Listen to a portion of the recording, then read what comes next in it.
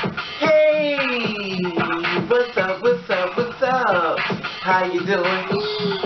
How you been? What's going on? What's good? How you getting it in? Body getting it funny? What's going on, people? Okay, this has been reported to today. Ronald Lee Kidwell and MeShon Cooper. I want to share this story about her. A white supremacist killed a black woman for a threat to tell everyone he has HIV. The cops said now. I thought it might be fake, but it's actually true. An alleged white supremacist in Kansas killed the black woman who threatened to tell everyone that he is HIV positive, authorities says. Ronald Lee Kidwell, 47 years old, told police that the violence erupted when MeShon Cooper, 43, of Kansas City, Missouri, attacked him in his home after making threats to expose his HIV status, according to affidavit obtained by the Kansas City State. Now, Kidwell says that Cooper threatened him and pulled a knife from her purse before striking him in the left hand, prompting him to flip out and retaliate, the affidavit says. The affidavit said,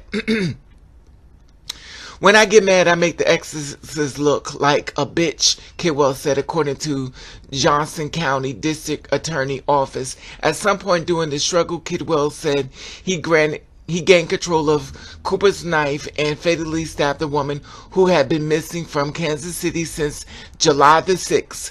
Kidwell gave the statement in authorities after a joint investigation by police department in Shawnee, in Kansas City led officers in Kidwell home on July the 14th, according to the newspaper.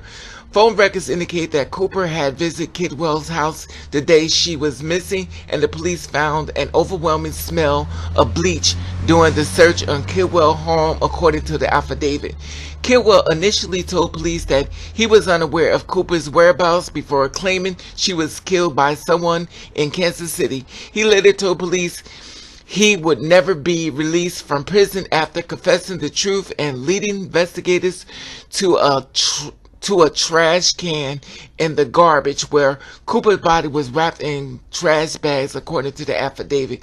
Carolyn Foster Kidwell, estranged daughters, told the newspaper that Kidwell had bragged about being in the KKK, the Ku Klux Klan, and would proudly show off his swastika tattoo on his left arm.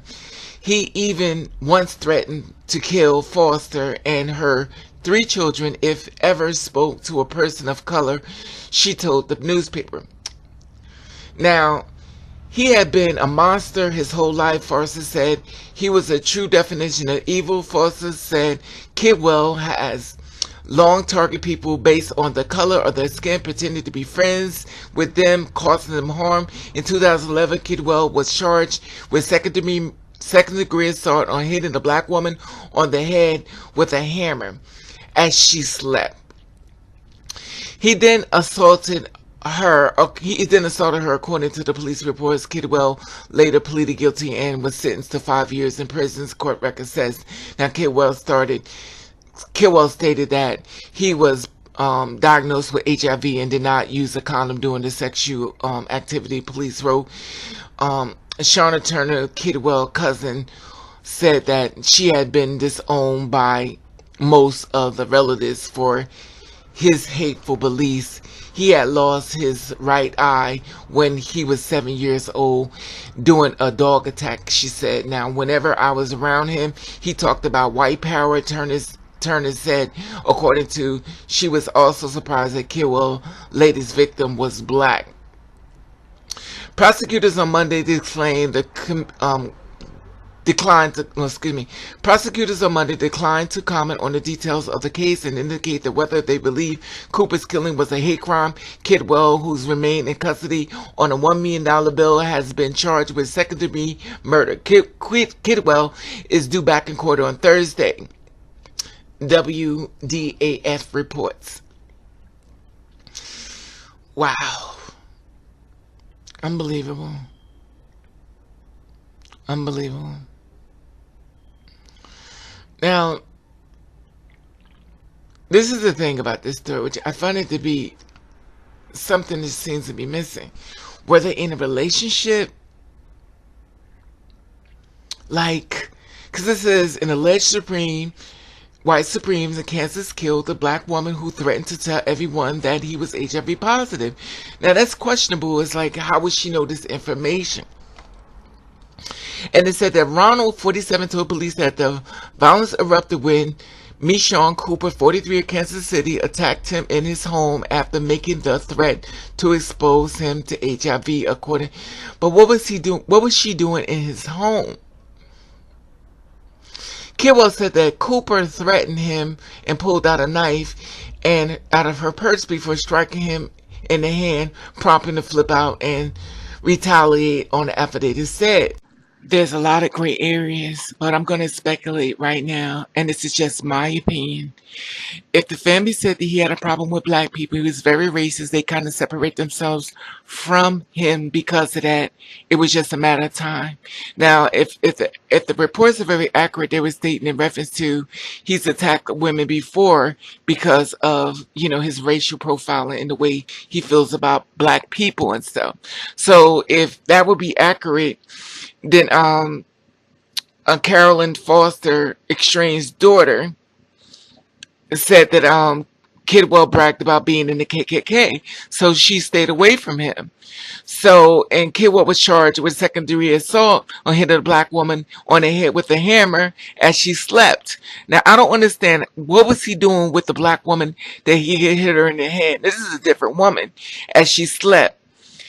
She was then sexually assaulted, according to the police reports, and Kidwell later pleaded guilty and was sentenced to 5 years in prison. Court records shows. Now, if he's assaulted a black woman before, I'm trying to figure out unless he was targeting black women, and this is just speculating, and I'm going to let hear how you feel about this and tell me what you think. To me, I feel like he was targeting black women, and we saw them alone. He basically watched them and probably said a few choice words to them. And with Cooper, she said something back. He probably said something back to her, and or hit her, and she retaliated, and she swung at a knife to protect herself. And he said he flipped out, and he said, because it says Kidwell said that Cooper threatened him and then pulled the knife out from her purse before striking him in the hand, promptly, flipped out, the affidavit said. Now, me, myself, I feel as though as a black woman, if you sit back and you use a knife on somebody puts something on you, this is speculation. This is just a lot of gray areas. This is just my opinion. But I feel as though she pulled out a knife is because she felt threatened. And he hit her first, what I'm assuming. She struck back as a black woman. When a man, he could have slapped on her ass or called her a black bitch, I don't know. She retaliated back. She pulled out a knife and she swung it. He got the knife from her. He killed her. And I believe his excuse is saying that she was going to expose that he had HIV status, according to the affidavit. Now, how could she expose something if she didn't know? But that's just my opinion. I feel like personally that's just an excuse he's using for killing her for no reason.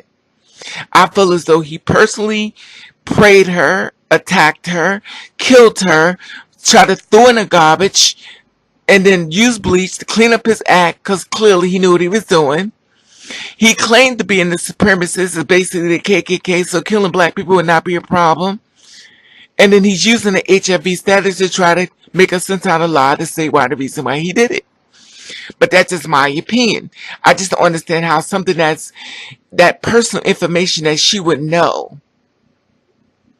I believe that's his alibi for killing her. I believe he personally attacked her and killed her because she was black. But that's just my opinion.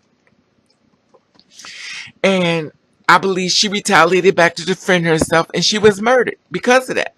She's the second black woman that's been attacked by this man, and he's on a $1 million bail. He shouldn't be coming out. And this is the problem we have with the system right now. He should never be coming out. He done attacked 2 black women. 2. Now, 1 he done killed. And there should be no $1 million bail at all. He should be in there for life.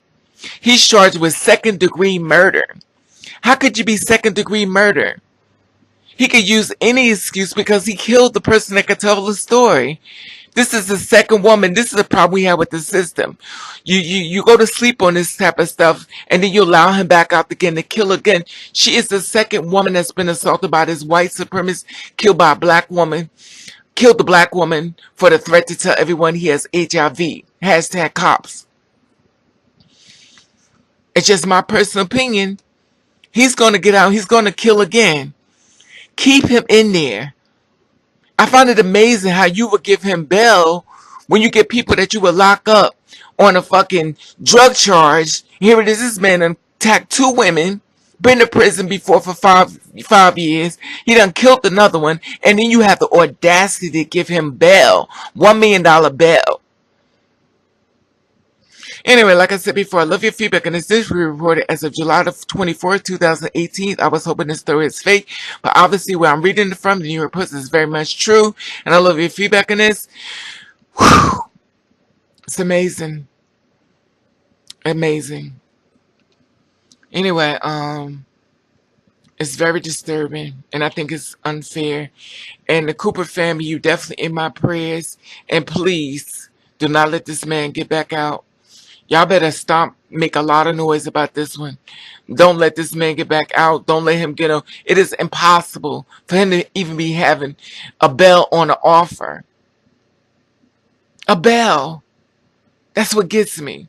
He remains in custody on a $1 million bail. It shouldn't be custody at all.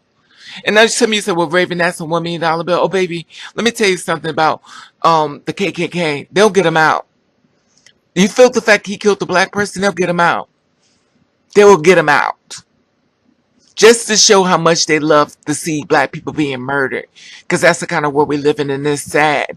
And the people who has no problem with black and white get to suffer and go through the bullshit of this racial division stuff. And it's sad. Anyway, like I said before, you have a story for me to cover, please email me at ravenover@yahoo.com. And the family for Cooper, you're in my prayers.